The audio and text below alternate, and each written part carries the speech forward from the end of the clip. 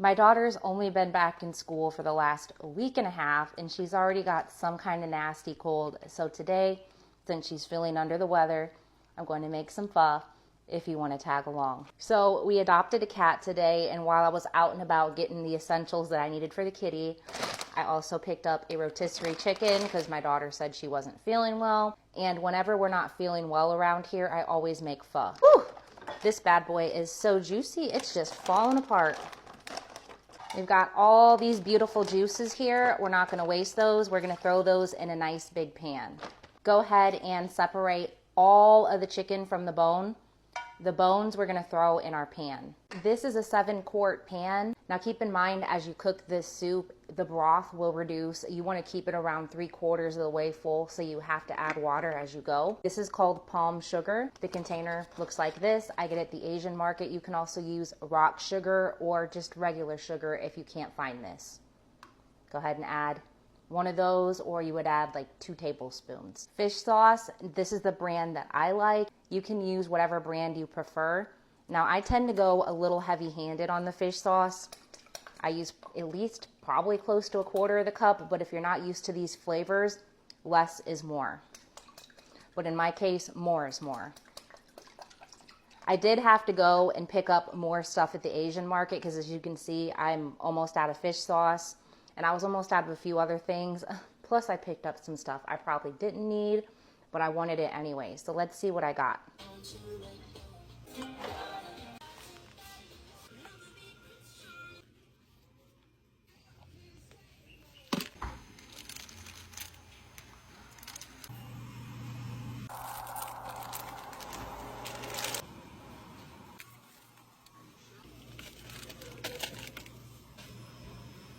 Take some chicken bouillon powder.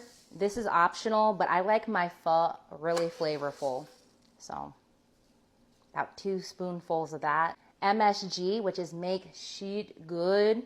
Yeah, add that to all of your cooking if you can tolerate it. I understand there's some people that can't handle it. It might give them migraines. Salt.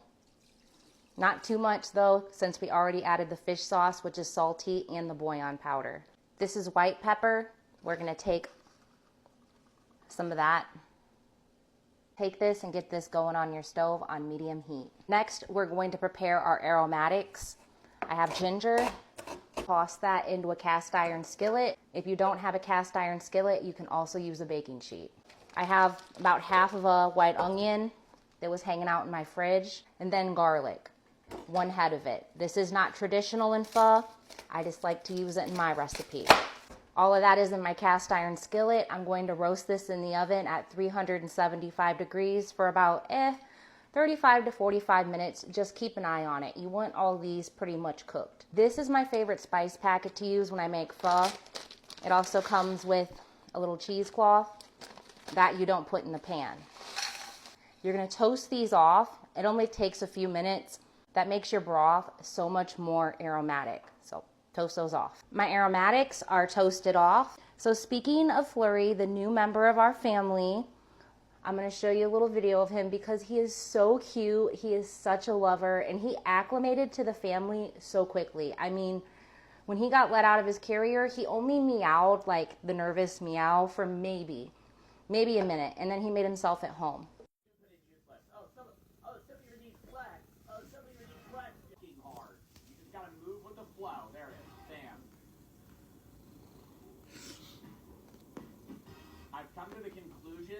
Now this is like a tea bag for your soup.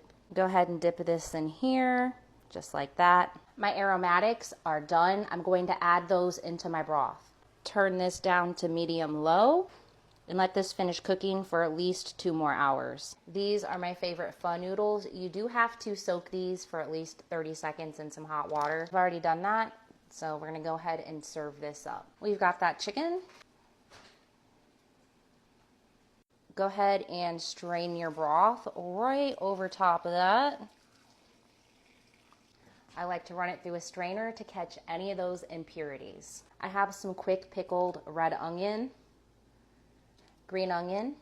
I usually also do cilantro, but I didn't harvest any from my garden because I was feeling a little lazy today. Give me a break. It is what it is. Lime. Of course, some fried garlic.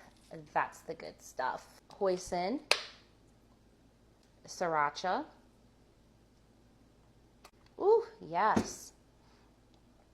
And just like that, bougie on a budget style, you have a quick, easy, and delicious pho. If you've never made pho before, you should definitely try it because pho at home is better than the pho at the restaurants. I hope you guys have a great rest of your night. Love y'all, and I'll see you tomorrow. Bye.